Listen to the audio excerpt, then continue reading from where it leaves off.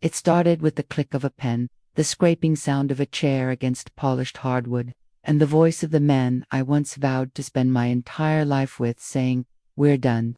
Just like that, the marriage I had poured my soul into was tossed away like last season's fashion. At first, I thought it was just another argument. We'd had our fair share, like any couple does. But this was different. There was something cold in his voice, detached, rehearsed almost. He wasn't angry. He wasn't even emotional. He was final. A week later, I was served divorce papers by a courier wearing a fake smile and chewing gum like he was delivering a pizza. Inside the envelope was a legal declaration of war. He wasn't just divorcing me. He was gutting our shared life. The house, his. The car I drove every day. His name was on the title. The lake cabin we renovated together on weekends. Also his. He had been preparing for this, meticulously, quietly, strategically. My signature was absent from most of the assets, not because I wasn't involved, but because I had trusted him. I had believed in the man I married, in his promise to protect me, support me, and build a life together. I had believed the vows meant something. Apparently, they didn't. Not to him. Not when he was already looking 3 steps ahead, like a chess player planning my checkmate. I remember sitting in the lawyer's office, the mahogany table between us, a symbolic divide. My lawyer, bless her soul, tried to explain what I stood to lose. Technically, she said, adjusting her glasses, he's within his rights. Everything is in his name. It's not fair, but it's legal. Legal. That word echoed in my head for days. Legal, not fair. Legal, not just. Legal, but cruel. I cried that night not because of the money or the house or the lifestyle I was losing. I cried because of the betrayal. The calculated coldness of someone I had once loved so fiercely I would have followed him into fire. But as I lay awake in a cheap motel bed staring at the cracked ceiling, something inside me shifted. It wasn't just pain I felt anymore. It was resolve. He had taken everything from me, but he had underestimated one thing. I knew things about him, not just secrets, but patterns, habits, vulnerabilities. He wasn't invincible. He was just used to being ahead. And now he thought I was behind him, broken, defeated, but I was watching, listening, planning. He had spent years building a company that bore his name, but whose success had my fingerprints all over it. I was the silent partner, the quiet consultant, the strategic mind behind countless business moves. When he expanded into digital, it was my suggestion. When he dodged the financial crisis, it was my sleepless nights running numbers that saved him. But on paper, it was all him. Until now, I started by reaching out to former colleagues, not the top-level executives he flaunted at gala dinners, but the real people, the designers, the analysts, the project managers who actually did the work, the ones he constantly overlooked. I didn't tell them everything. I just asked questions, sparked curiosity. I told them I was considering a new venture, that I wanted people with vision, with integrity, with purpose, and they listened. One by one, they began to share complaints, inconsistencies, emails, contracts, red flags. I built a file thick enough to make a judge lean forward, but I wasn't going to court, not yet. I had a better plan. He had built his empire on charm and perception. I was going to pull the mask off in front of the world. Quietly, precisely, I began forming a team. A lawyer who believed in justice over technicalities, a forensic accountant who could find loopholes in stainless steel, a media consultant with a knack for timing. We met in coffee shops, late-night diners, even my cousin's basement. Every move had to be subtle, every step covered, because if he knew what I was planning, he would try to shut it down. And he still had more power than I didn't. Paper. But paper burns. And I had already started lighting the match. The first real crack in his fortress came when I discovered an old employee non-disclosure agreement with an expiration clause. It had been 5 years, and the former employee and overworked junior developer was more than willing to talk. What she revealed made my blood run cold. Unethical data usage, shady partnerships, false reports submitted to potential investors, nothing massive enough for a raid, but enough to raise eyebrows in the right places. With the help of my team, I compiled a dossier, not to send to the authorities yet, but to use as leverage. Meanwhile, I filed to launch my own company in a similar industry. Quietly, I didn't use my name. I used a shell name, then another. then one more just enough to distance it from me. But the structure was solid. I wasn't creating competition. I was building a future. The kind of future I deserved. The kind he tried to strip from me. When the time came, I bought a small but influential stake in one of his vendors through a silent partner. This vendor was critical to his supply chain, and suddenly, delays began to happen. Shipments got misrouted, clients got frustrated, his PR team scrambled, and I watched. I wasn't trying to ruin him overnight. That would have been too easy. I wanted him to feel the unraveling, thread by thread. I wanted him to wonder who was pulling the strings, and all the while, I stayed silent. No social media posts, no public statements, just calm, collected moves, strategic silence, like he once did to me. He still believed he had won the divorce. But the war, that was still unfolding. And I had just started turning the tide. He tried to maintain control, but cracks were forming in his carefully curated image. The media began whispering, competitors started circling, and employees grew uneasy. I wasn't just watching him fall, I was guiding it, piece by piece, one quiet revelation at a time. Each email leaked, every document surfaced, was calculated. He had underestimated the power of quiet revenge, of a storm that builds in silence. He tried to maintain control, but cracks were forming in his carefully curated image. The media began whispering, competitors started circling, and employees grew uneasy. I wasn't just watching him fall, I was guiding it, piece by piece, one quiet revelation at a time. Each email leaked, every document surfaced, was calculated. He had underestimated the power of quiet revenge, of a storm that builds in silence. He tried to maintain control, but cracks were forming in his carefully curated image.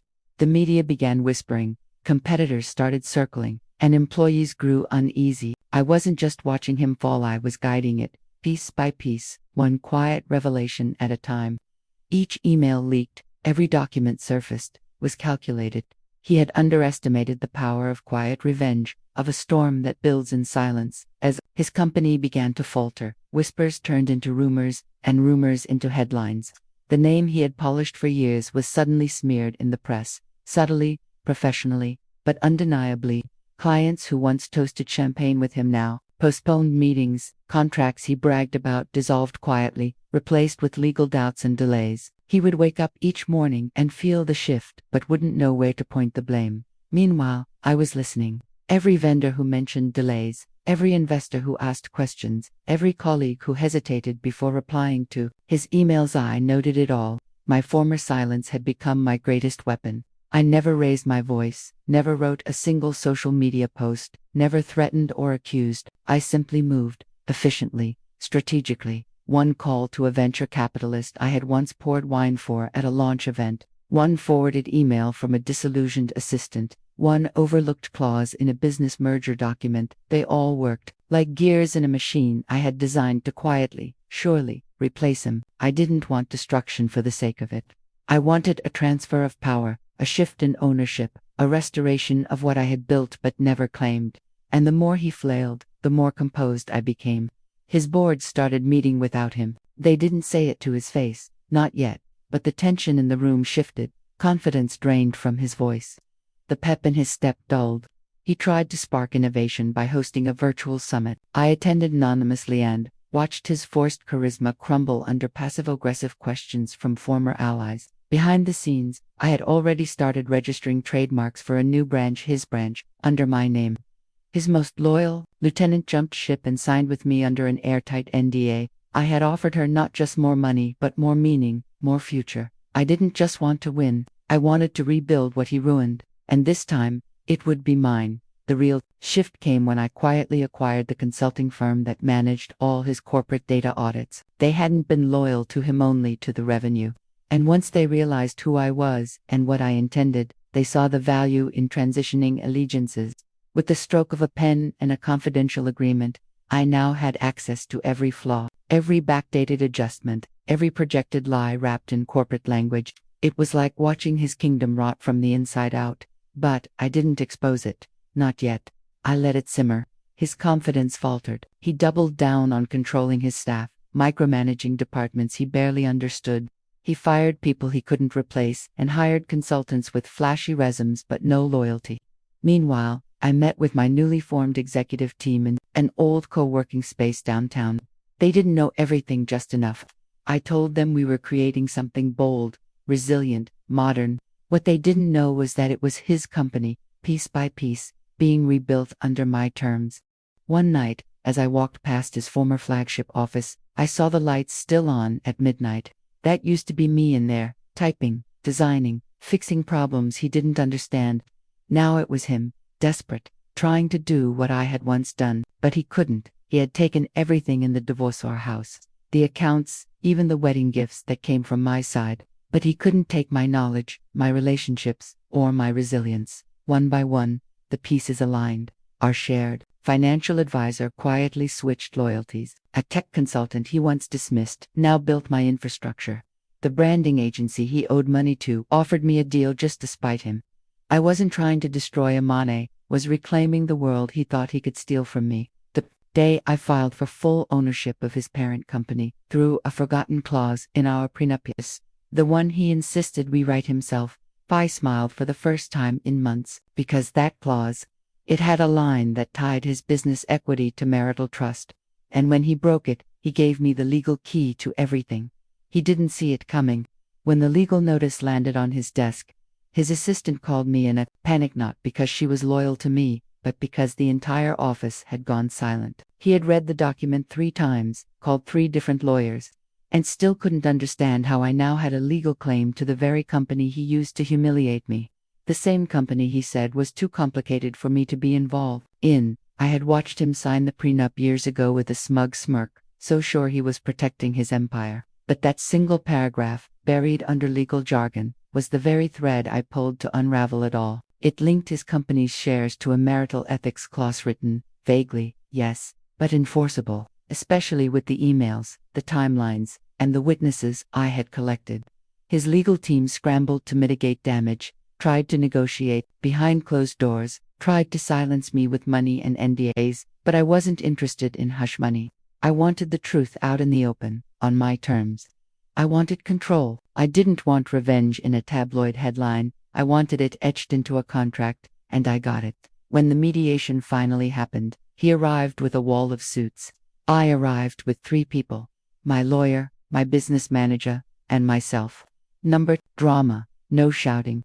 I presented a timeline, dotted with verified dates, digital logs, financial inconsistencies, and my undeniable involvement in the business's formation and operation.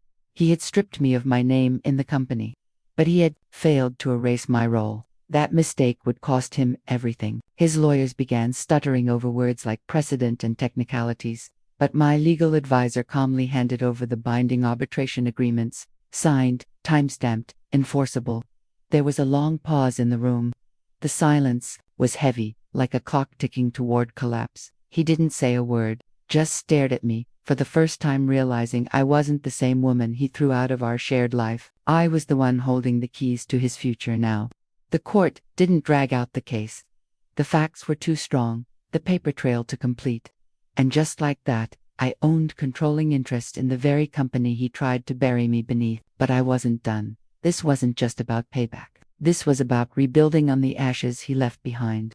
The headlines were polite at first: executive shakeup, unexpected leadership change, silent partner steps forward. But those who had watched closely knew what really happened. He had taken everything in the divorce except the one thing that mattered most, and now I sat in his chair, at his desk, in the boardroom he once refused to let me enter. I didn't change everything overnight. No, that wasn't the point.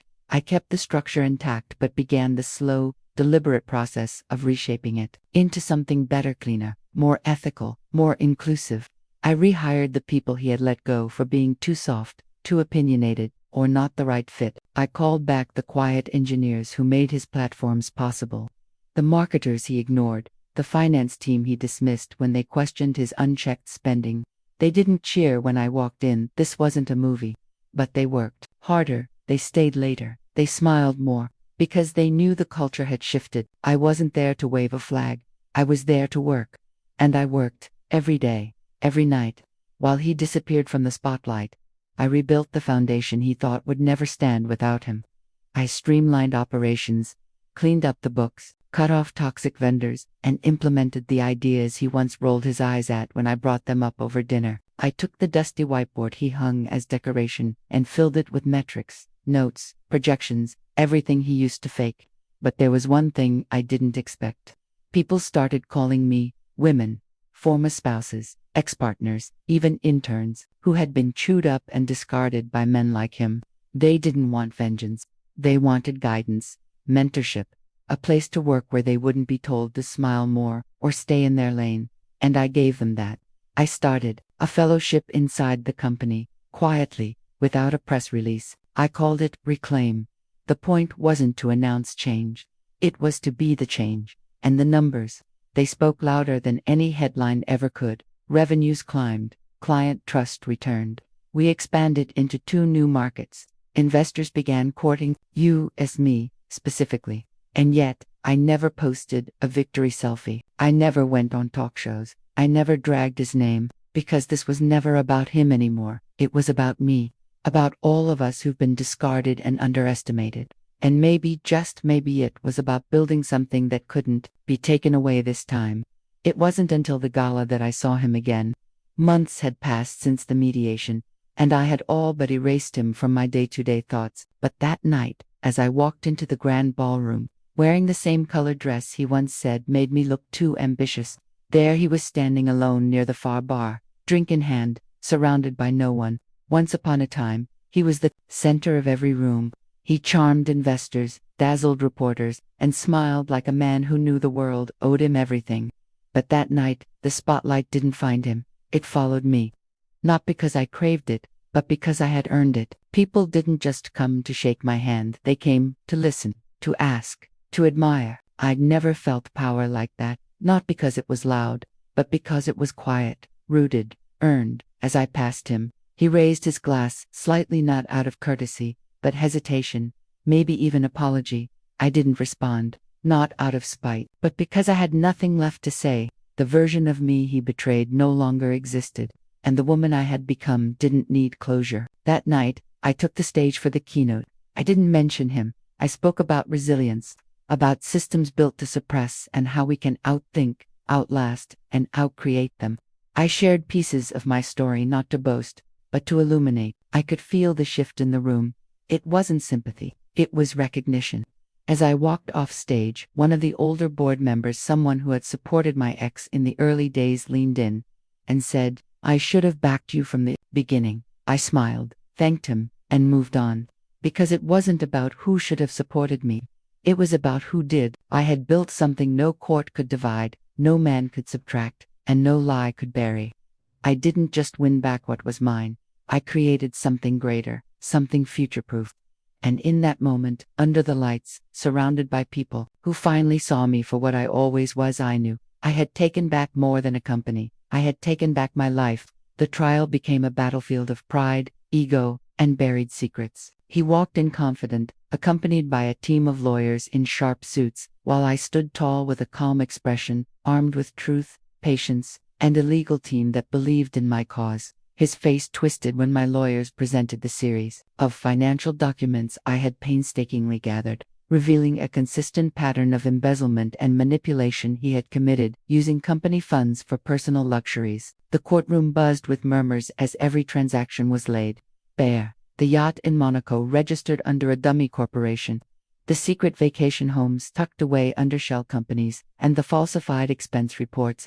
For every smug smirk he gave, the truth peeled another layer of his facade. Witnesses he thought would stay silent spoke up: former employees, accountants, even his former business partners, many of whom had their own stories of betrayal and deception. I watched his composure gradually erode, the color draining from his face as he realized this wasn't just a civil suit anymore, it was bordering on criminal. His arrogance had been his shield, but now it was cracking. I could sense the shift in the room, as even the judge seemed increasingly skeptical of his testimony. Outside the courtroom, the media had started catching on. Headlines buzzed with phrases like, "CEO's ex-wife uncovers multi-million-dollar fraud and divorce drama turns into corporate expose." Suddenly, I wasn't just the woman he left behind. I was a whistleblower, a force that had turned pain into justice. People reached out with stories of their own, and it became clear this fight was bigger than us. I had become a voice for those silenced by power, and in doing so, I found my strength not just in reclaiming what was mine, but in helping others reclaim theirs too. The backlash came with frightening speed. Within days of my takeover, tabloids, blogs, and even mainstream business news outlets began running stories about the vengeful ex-wife who stole her husband's company. They didn't care to report the details, the years of unpaid emotional labor, the betrayal, the manipulation. All they saw was a woman taking what she supposedly didn't earn. But I had anticipated this narrative. I launched a PR campaign that told my side of the story, with receipts. I shared glimpses of the company's early days, of my involvement in everything from branding to team recruitment, and even finances. Slowly, the tide began to turn. A few women-led business pages applauded my courage, and then a viral podcast episode featuring me opened the floodgates. Suddenly, I wasn't a villain, I was a symbol. A woman who turned betrayal into a boardroom victory. The newfound attention boosted the company's reach, ironically making it more successful under my leadership than it ever was under his. Internally, the staff embraced the shift too. Morale soared, creativity thrived, and people worked with a new kind of loyalty. No one missed his tantrums or backhanded insults.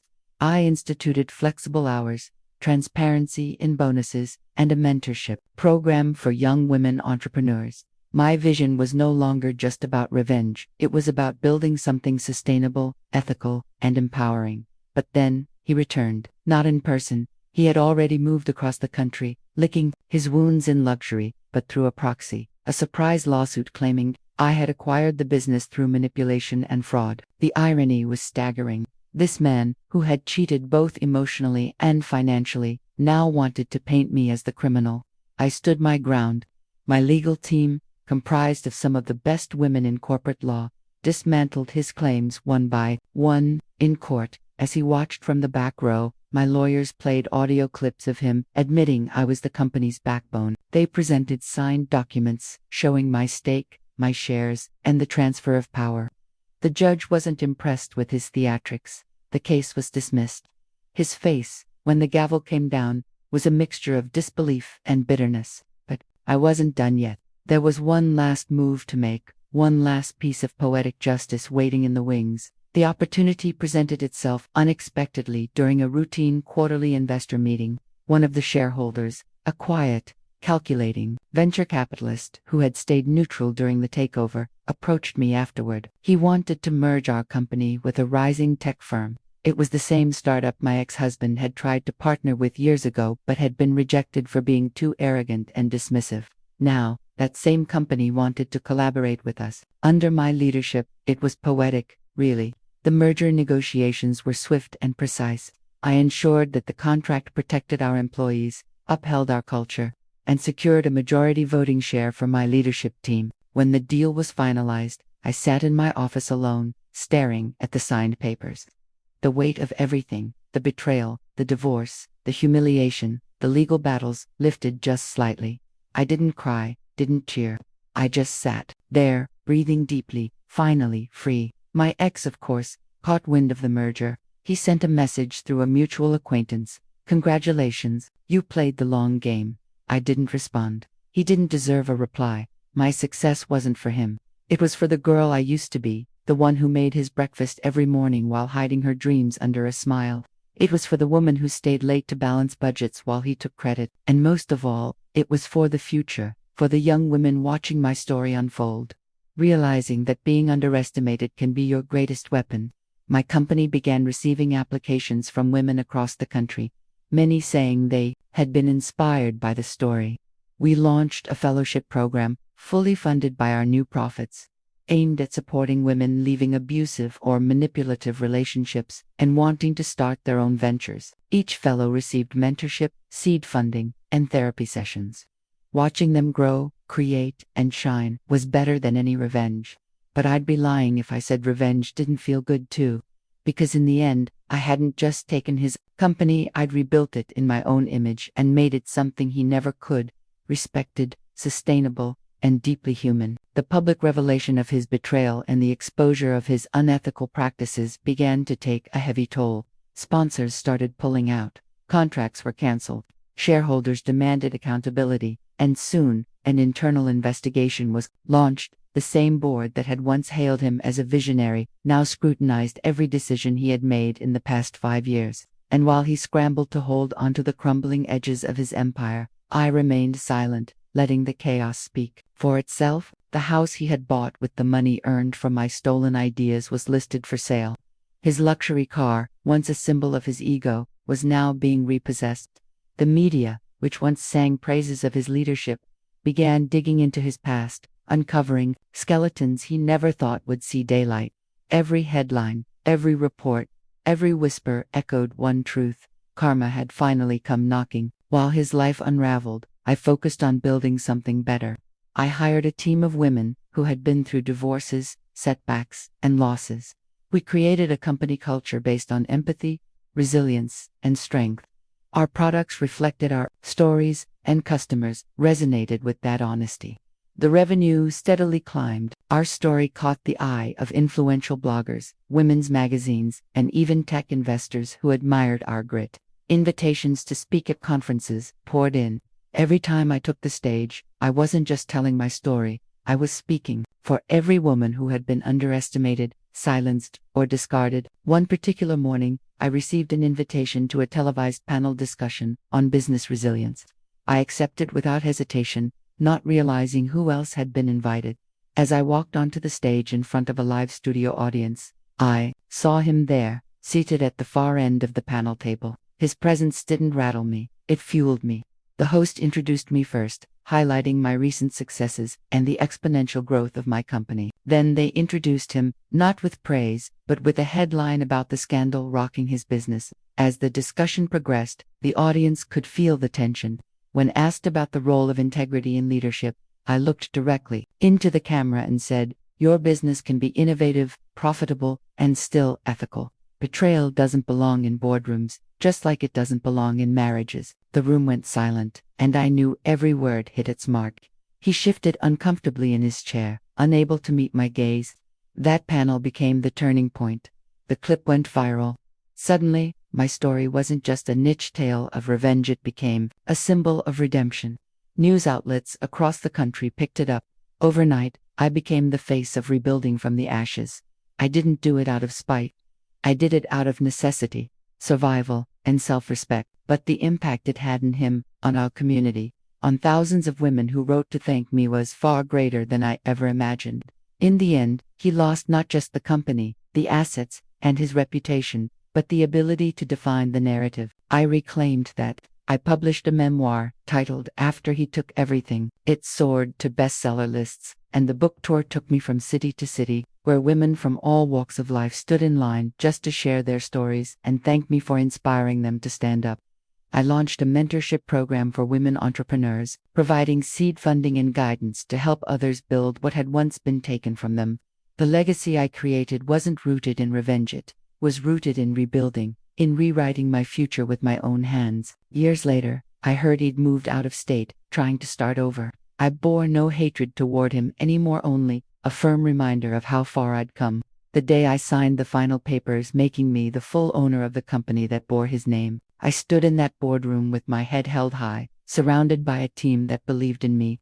We toasted not just to victory, but to resilience. And as I looked out the window at the city skyline, I whispered to myself, he took everything in, the divorce, so I took back my power and built an empire.